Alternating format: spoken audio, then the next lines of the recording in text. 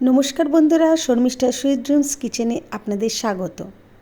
আজ আমি নিয়ে এসেছি পালং শাকের ঘন্ট বা চচ্চড়ি, যেটাই বলতে পারেন।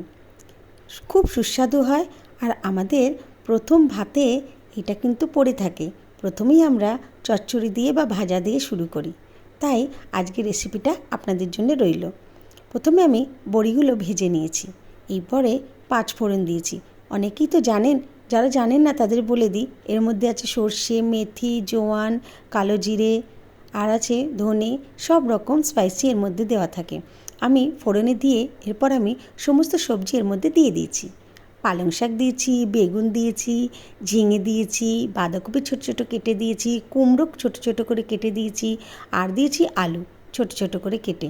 আলু না হলে তো সবজিটা জমে না, তাই না? এরপর আমি সমস্ত মশলা দিয়ে কষেছি। আদা বাটা, ধনে গুঁড়ো, জিরে গুঁড়ো, লঙ্কার গুঁড়ো, সব রকম মশলা আমি এর মধ্যে দিয়ে দিয়েছি। তার সঙ্গে দিয়েছি নুন আর সামান্য একটু চিনি।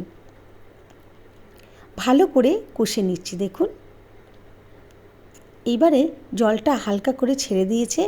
এবারে জল যেহেতু ছেড়ে দিয়েছে, এরপরে আমরা দিয়ে দিয়েছি বড়ি, যেই বড়িটা আমি ভেজে রেখে। একটু জল জল থাকবে যখন, তখনই বড়িটা দিতে হবে। তাহলে বড়িটা রসটা টেনে আরও টুবু টুবু হয়ে খুব ভালো খেতে লাগবে। কিছুক্ষণ ঢাকা দিয়ে দিয়েছি। এইবারে একটা লাস্ট ম্যাজিক মশলা দিতে হবে, সেটা হচ্ছে ম্যাগি মশলা। আমি এটা দিয়ে দিলাম। আর এটা দেওয়ার ফলে খুবই সুস্বাদু খেতে হয়, দুর্দান্ত লাগে খেতে। ভালো করে মিশিয়ে নেবেন, যাতে সব মশলা একসাথে মিশে সবজিটা আরও সুস্বাদু করে। দেখুন, আমার ঘন্টটা তৈরি হয়ে গেছে। খুব দারুণ কিন্তু খেতে লাগে। এতে পেঁয়াজ রসুন কিচ্ছু দিতে লাগে না, শুধু একটু আদা বাটা দিয়েই তৈরি হয়ে যায়।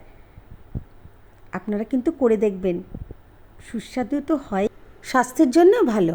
সব রকম সবজি এই রেসিপিটার মধ্যে আছে। আপনারা অবশ্যই বাড়িতে করে দেখবেন।